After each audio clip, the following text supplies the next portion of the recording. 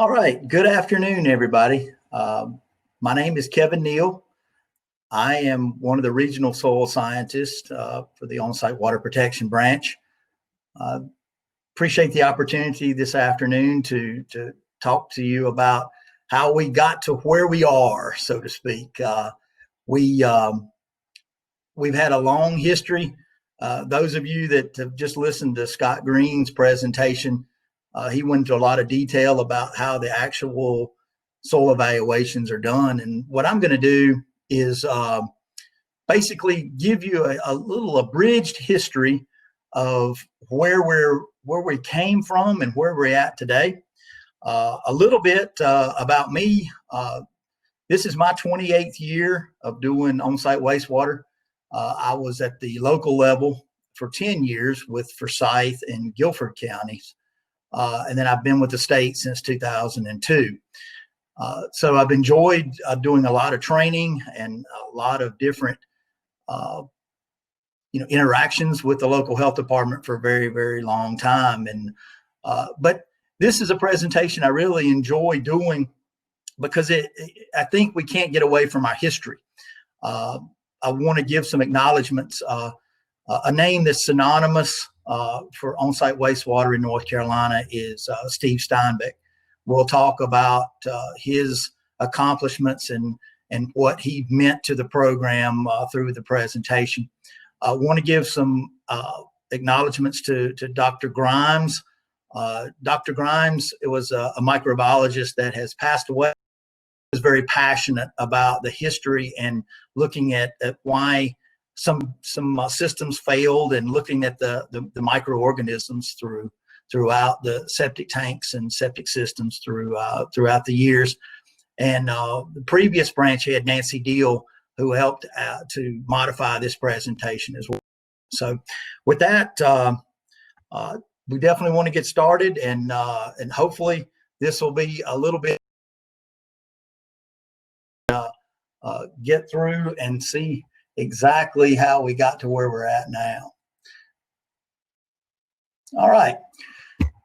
So I love to start out, especially in these times when I can't see people's faces, but not everybody in this state is on municipal sewer. And of course, that's not going to be the case. I mean, municipal sewer is not going to be able to be provided to everybody throughout my lifetime, I'm sure, because we have so many remote locations. So you got to think, if you don't get anything else out of the presentation today, I want you to remember that soil and actual what the components that are put into the septic system is very, very important. By this, I mean that most people that just deal with septic systems think it's a magic box, or when they flush, they don't know where it goes. And that's the humorous part about this, is that it's not a magic box that it just goes away. But I will assure you that if you have septic problems, you will definitely call somebody very, very quickly. Most of the time it's the contractor, but hopefully eventually it gets to the local health department. So with that, we want to talk a little bit about how we've got from the state level laws here and our progression through the years, along with taking in consideration the national guidance. But when I say we start from the very, very beginning, I want to really start from the beginning.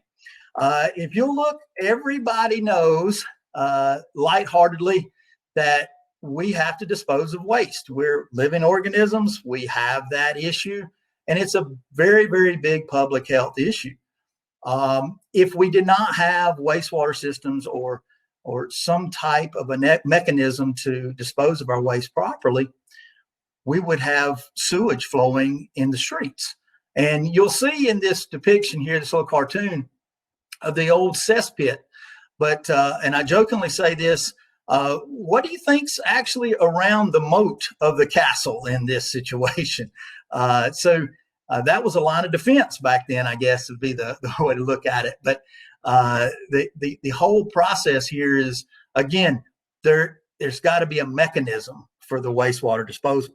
Now, back when we're looking here, this is in the 1500s, we're talking about the royal stool. But when we're talking about the stool for the royalty to use, we all know that that was disposed of by the servants. And when the servants disposed it, what do you really think happened to it? The contents of that stool probably got just dumped on the ground somewhere, which again is something that is a big major public health issue. But as we go through time, we think what actually was some of the things that helped us get to where we are today. Now, I want you to look closely. This is another tidbit of information that I think you'll find very humorous. Now, you see, the person that came up with some of these lavatories and actually the water closet, as we know as the commode, was actually invented, by Thomas Crapper. Now, does everybody understand where the term "old crap" came from? Because it really is significant with the individual that actually invented some of these fixtures. So again, just some tidbits there, just so you'll kind of get an idea of what we're talking about. Now, these are very, very prestigious toilet bowls. I don't think that we can run out to our Lowe's and Home Depot and get actually these things, but they were probably made out of gold in some cases. But as you can see here, in the late 1800s, there were about a lot of configurations, a lot of artwork went into the actual toilet bowls. And again, these are people that were royalty using these types of fixtures. So in the 1880s, and this is what a lot of people don't realize, our first septic systems were actually, or septic tanks, were actually invented in the 1880s. And you can see basically Mr. Philbrick was an engineer that really was well before his time as far as where we're at today. Some of the things that were happening back in those times were, again, the sewage was just running down the street. So they were thinking, these engineers were thinking, if we could just capture this and contain it. And they realized that there was some type of treatment going on there. And again, there's anaerobic treatment going on in the septic tanks. But what are some of the issues that we would have? With all the gases, the first septic tanks did not have vents. So they would actually create quite of an explosion if they didn't have those vents. So, and then again, we had to look at the compartments of the septic tank. And that's still true today. So again, just to give you some idea, so that the septic tank itself has been around for a long time. So let's move a little forward to North Carolina.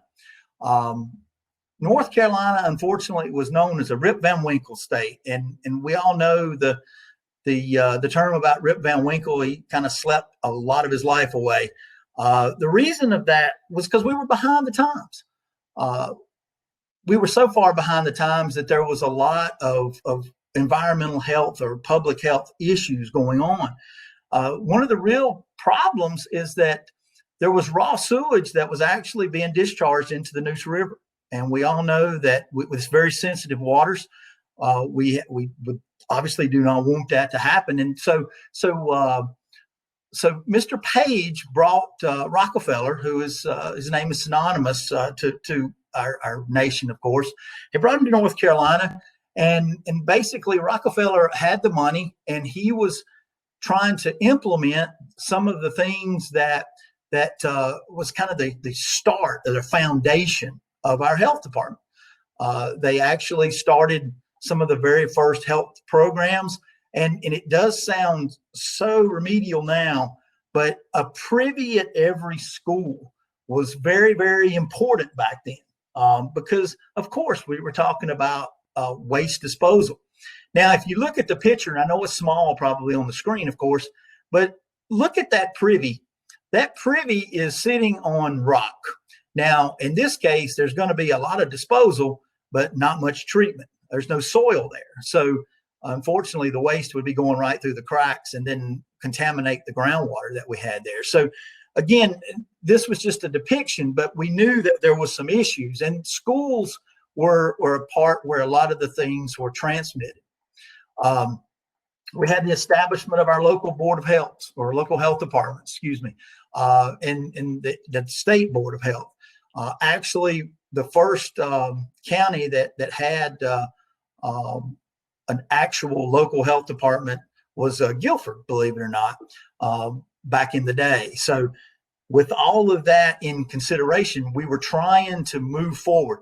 Again, this waste is a very, very significant thing, and people would, of course, get sick if they were exposed to it.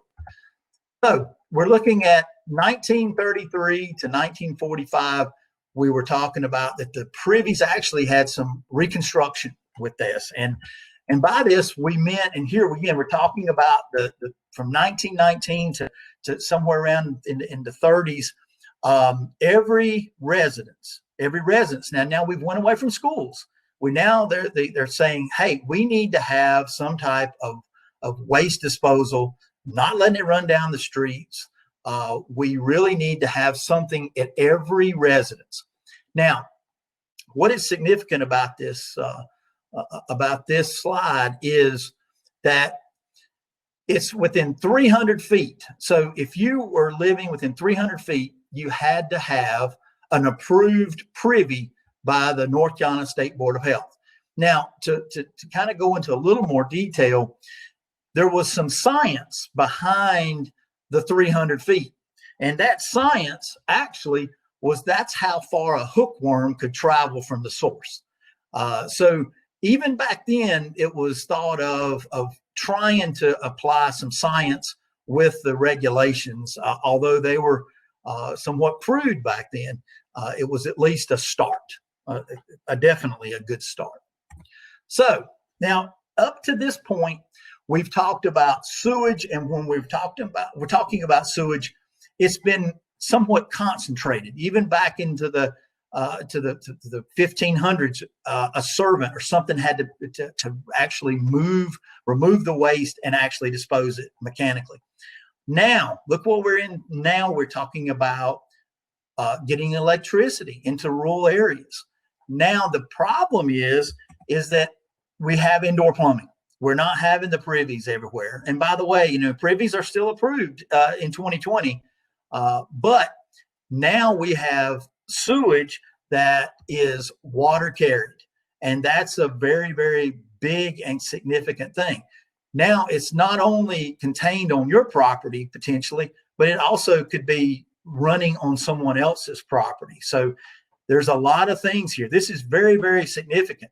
But by the way, I mean, that bathroom is very beautiful. If that is back in those days, as you can see that they created their head pressure as the tank was way up on the wall so they could make sure that it actually flushed. But just a few things I wanted to point out to you. So then we start talking about the sewage, and we're talking about national guidance. It was realized that there was some concerns.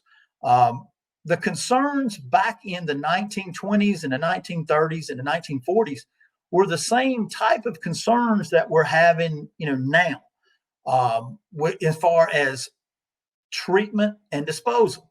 We don't want to just get rid of it because we want to make sure that it is disposed of properly. So as we're going through the process, there's more research that's going on, and there was common complaints, just like what we have at the local health department today. If someone obviously smells a bad odor, they're going to complain, and they're going to say that is obviously the septic system.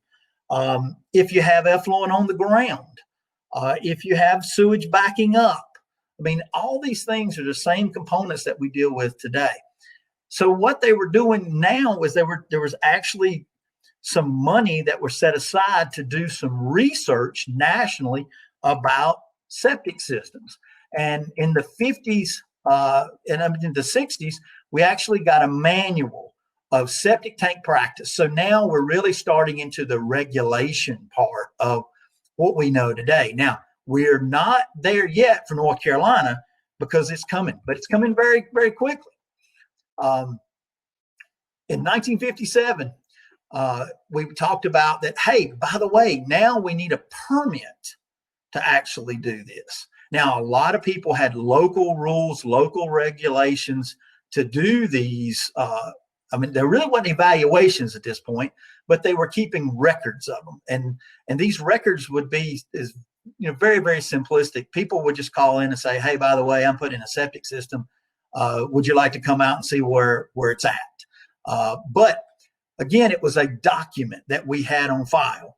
And then they were doing it by the PERC test. And again, if those of you that were able to see Scott Green's presentation, he went into great detail about the PERC test. But again, the PERC test has a lot of fallacies. It could be a lot of cheating going on with that. But that was where we were at the time.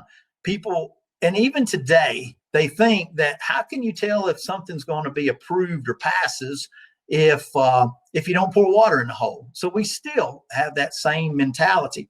But this is the procedure that they went through. They actually at least performed some type of science. They poured water in to see if it actually left so that they could actually approve a system or not, or excuse me, a site or not. So we move into the 70s. Now we've got a movement going on here. We all know that EPA was created. People were taking more pride, and they were getting more sensitive to environmental issues, which was very, very significant through that. So now we've got a national publication about on-site wastewater treatment and disposal systems. This was actually a purple book that's published, and it was a very, very important national guide to what we would really need to go by so that the systems would function properly. When we're looking at those things, you've got to think this is big change. We're telling people that unfortunately they may not be able to be able to build on their land, and we all know that people get really, really up in arms about if you're telling somebody they can't do something on their property. But in the 80s, here the manual again, it was published very frequently.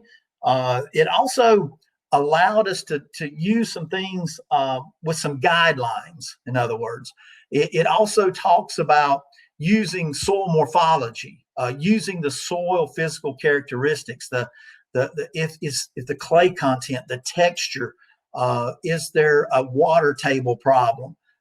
There's a lot of things that was brought into play here in the 80s.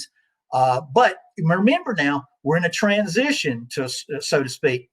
We still have, and still today have people that in other states that use the PERC test. But in North Carolina, we're thinking, hey, this may not be the way that we should be going. We really need to look at it and see if we can use the soil morphology and soil characteristics more than just pouring water into a hole. So here we're talking about in 73, we had a site evaluation guidance. Okay. Now, we all know, as the depiction shows, no septic system is going to function underwater.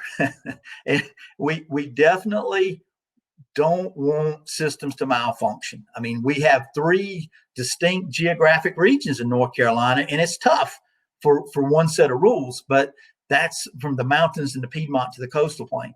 But that is what we are trying to do, and we have done successfully, is to actually have one set of guidelines. But with this, we're talking about in the 70s. Now we're talking about permitting. The old adage, do I get my permit or not? I mean, this is kind of where it starts. We were talking about an improvement permit, meaning that the site was evaluated prior to you starting your house. And then there was someone that went out after the system was installed and did what was called a certificate of completion to make sure that system was installed according to the laws and rules so that we could basically approve it. So that's where all this is kind of coming into play. you didn't get your on-site permit or your septic permit, then you couldn't technically get your electricity, or you couldn't get a certificate of occupancy for your home or business. So this is kind of pretentious at the time is the best word, because people were really up in arms about this. I mean, there was people that were really fussing about, hey, you're dictating what I can do on my property, and et cetera. And I think y'all understand where I'm coming from with that. But so in 1976, here we get to where Mr. Steinbeck comes in. In 1976, it was our first full-time employee. Now, Steve, back then, again, North Carolina as a state did not have rules. The counties had their local rules in a lot of cases, and this was very important. Now, Steve came in thinking we have to unify. We've got to get a program here to where we've got state rules. But Steve was the only person in the state at the time, so he had a very large uphill battle, in other words, and trying to convince the legislators and this, that, and the other that this was a good idea. So our modern era of where we are today started in 1977. And if we really sit back and think about it for a while, that's not that long ago. So we have come a long way. But now in 1977, we're actually doing a site evaluation based on that technical guidance. But now the technical guidance that was really put into the first rules was using the perk test. And because that's what everybody was accustomed to. But as we realized, that was not really the way to go. We're talking about, hey, guess what?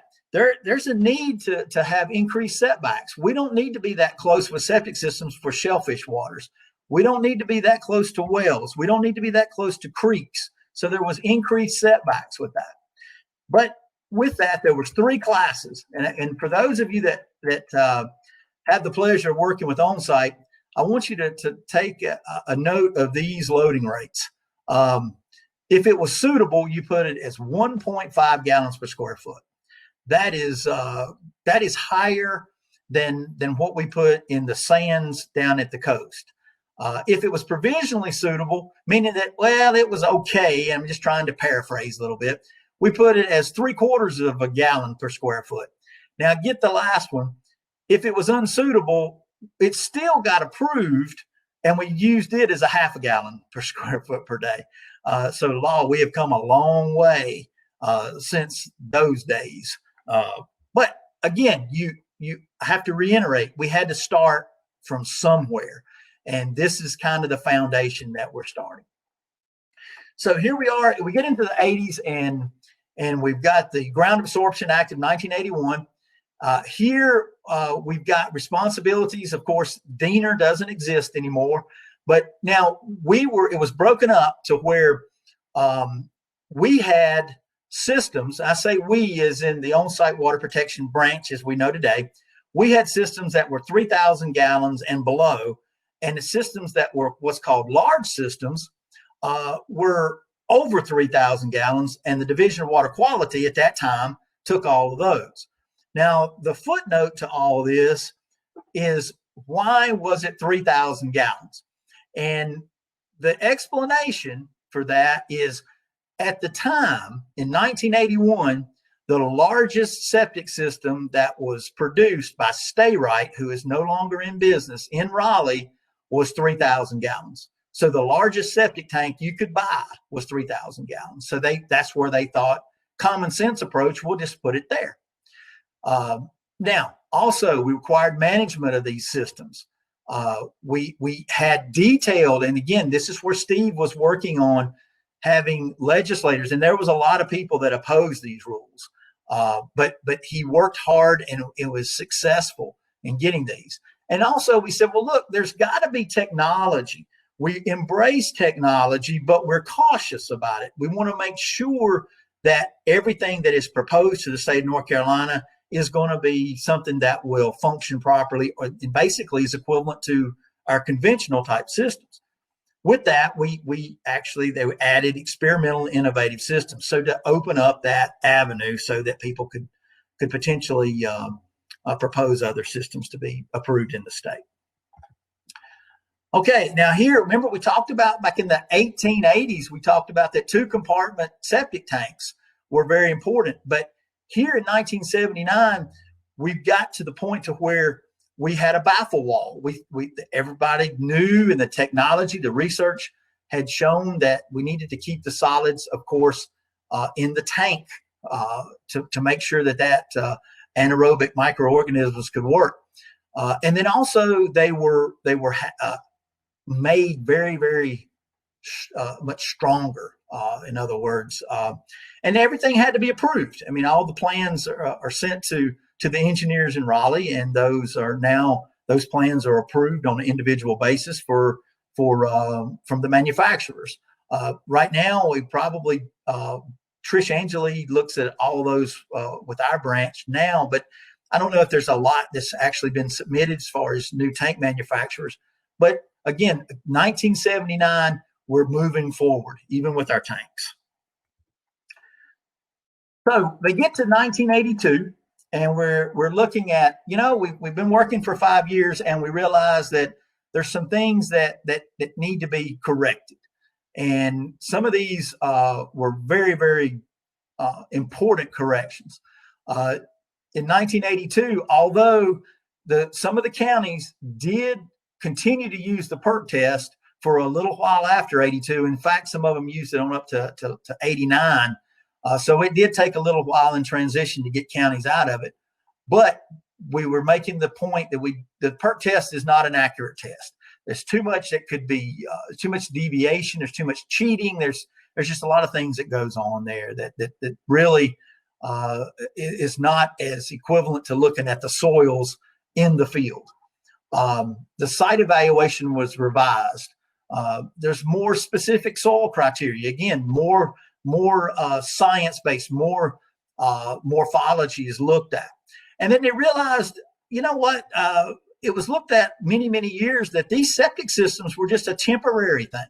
We're looking at, hey, this is just going to last us for a little while because everybody's going to have sewer. And how we started the talk, everybody's not going to have sewer. So these are actually the systems is a solution that's going to last for a long time, but they do require maintenance.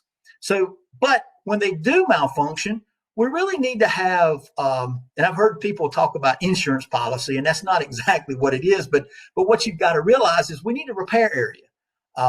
We need a repair area just because those drain fields are going to malfunction at some point.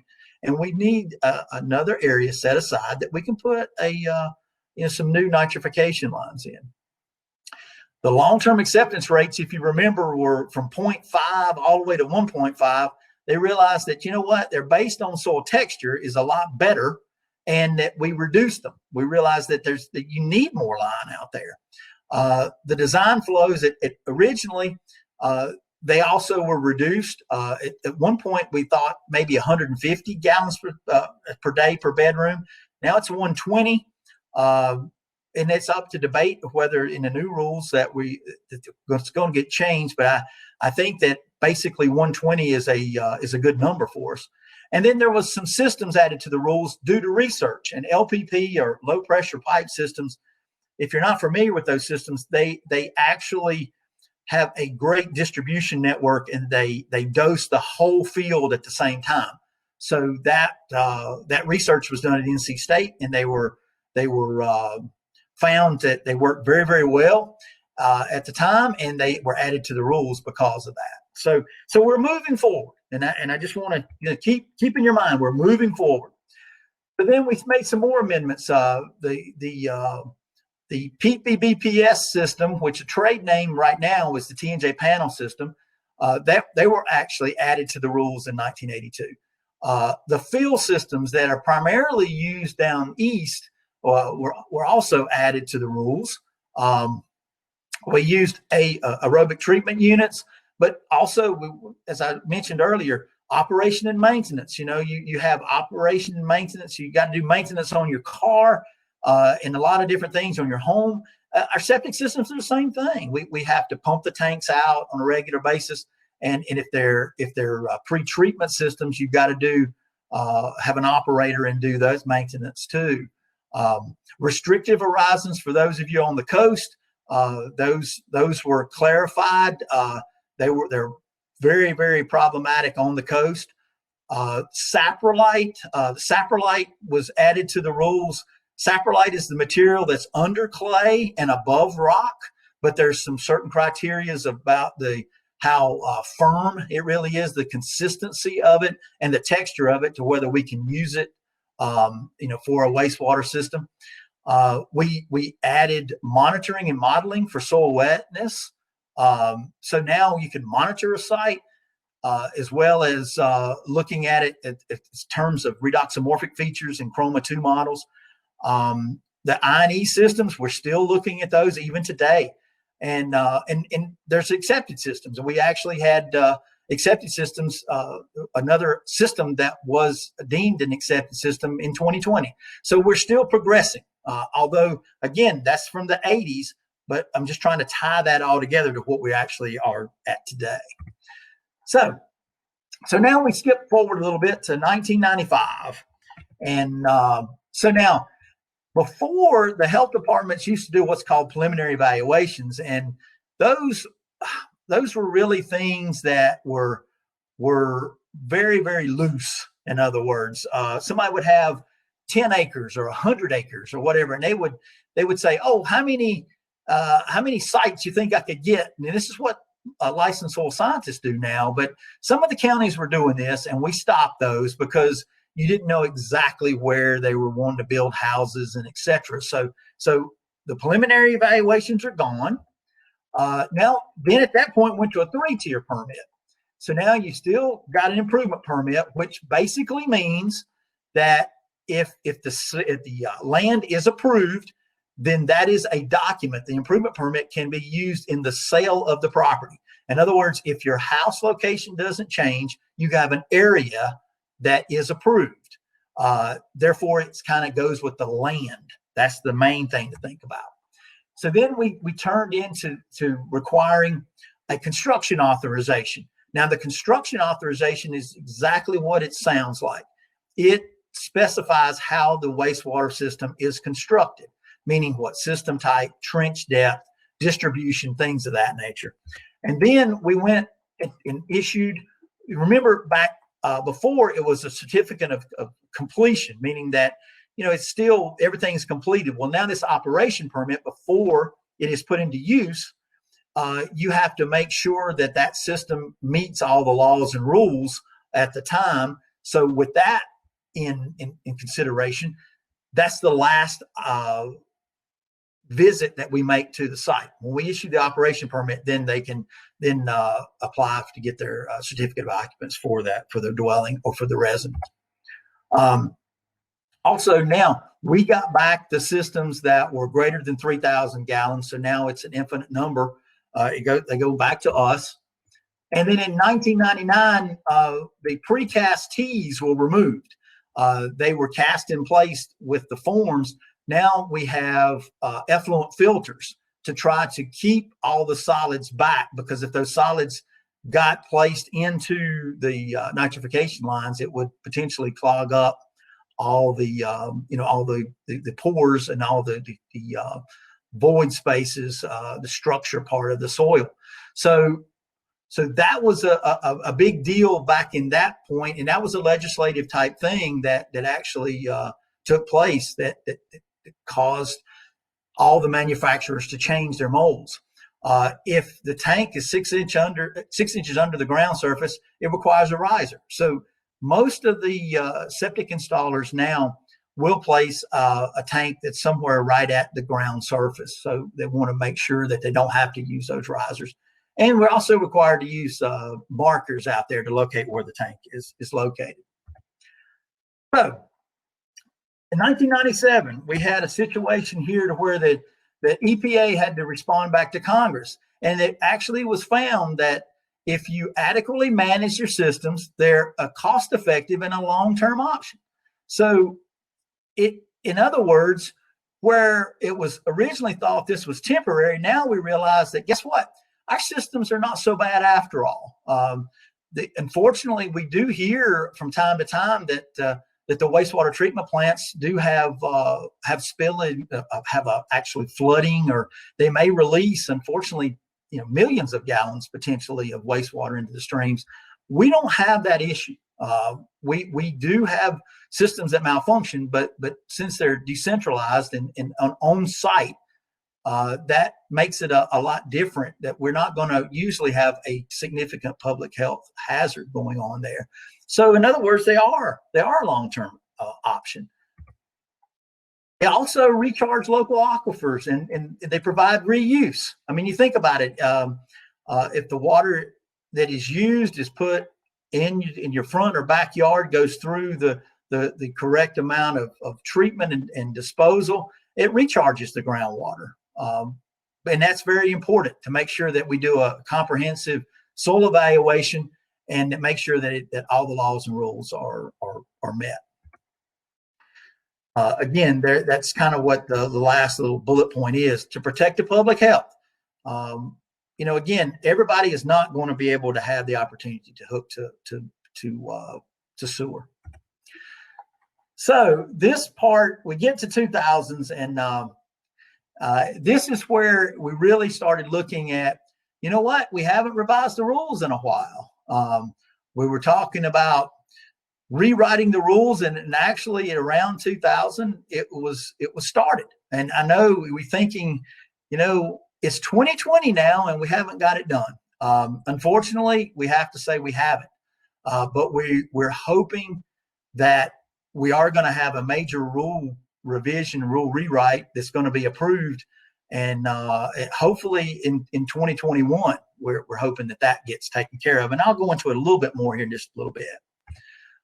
But other agencies and other things that were created that has a relation to the wastewater or the permitting process.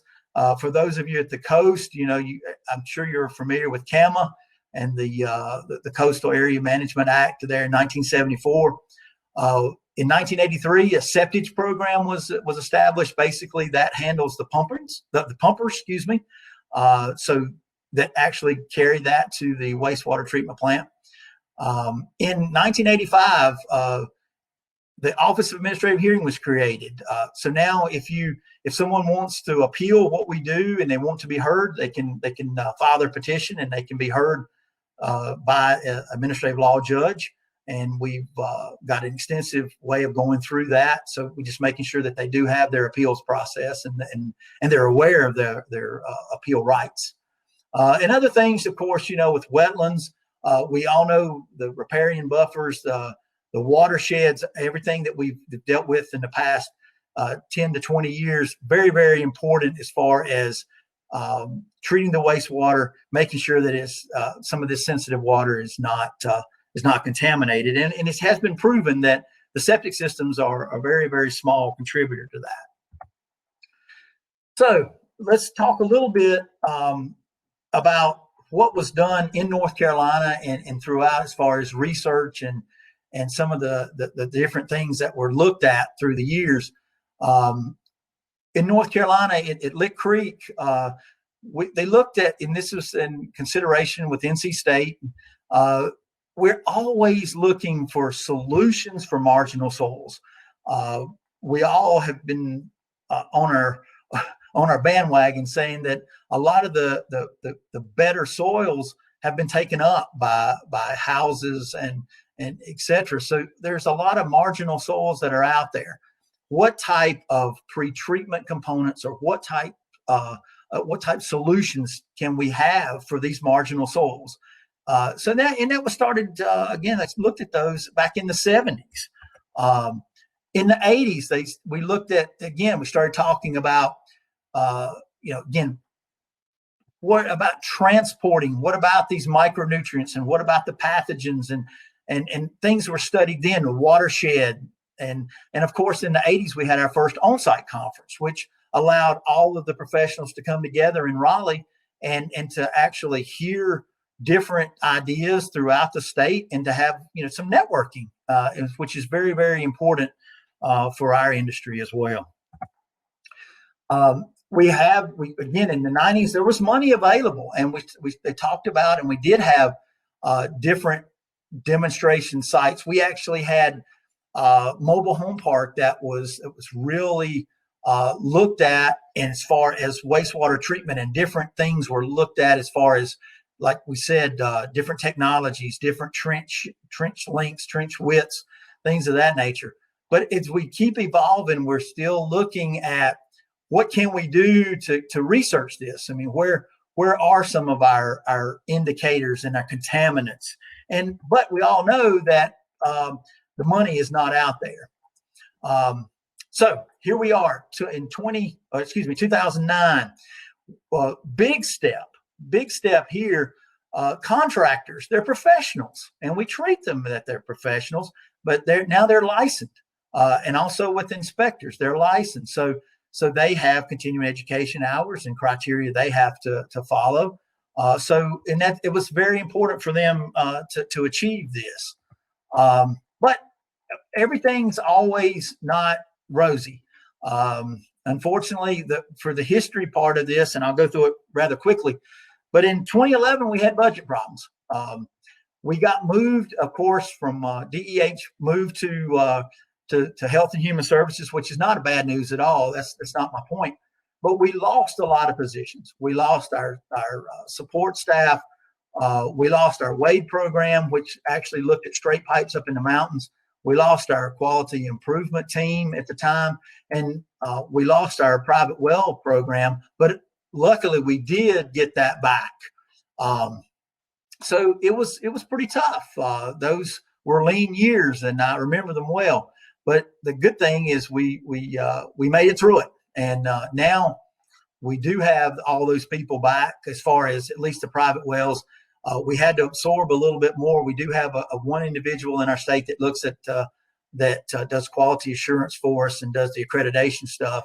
But we did not get the WADE program back. But again, we did come through it, and now we're hoping that we're on the upswing. But here we're talking about the future. And I love to end with this. Again, people argue all the time about performance versus prescriptive rules. But we really need to think about a lot of operation and maintenance. What is out there? I mean, we've got to maintain these systems. We can't just go out, put them in, and just forget about them. Even if they're conventional systems, we really still need to pump that and recommend people to pump their tank every 3 to 7 years. So it's almost, I equate it to changing the oil in your car. You really need to do that so that people can understand that it's just not out of sight, out of mind. And when you start having problems, it's when you start calling somebody. We've got a lot better training and education now, but it takes money, and we don't have a lot of money. There's not a bunch of research going on right now. Luckily, Scott Green was able to work with NC State University to get some studies on some saprolite recently, which was a very, very big encouragement as far as helping some research for the rules. But there's other things going on too. I mean, with not only with COVID, but now licensed soil scientists can actually write permits now. So there's some privatization that is coming into environmental health with us. So now we have the engineer option permit, where an engineer and a soil scientist can team up and actually write permits. But now with the legislators that passed with the COVID-19 temporarily here, the licensed soil scientists can also issue permits out there. But as I said, funding is very, very scarce, especially now. I don't know anybody that wants to give an absorbent amount of money for researching wastewater systems now, which unfortunately is a little bit sad. But because, as we talked about throughout this process, we embrace different technologies that would come into North Carolina and that we can use on some of the more marginal sites. And if we can find those solutions, we would embrace those and definitely permit those. So with that, I hope that you've enjoyed at least a little bit of how we got to where we are right now. And if anybody has any questions, I'd be happy to try to answer them for you.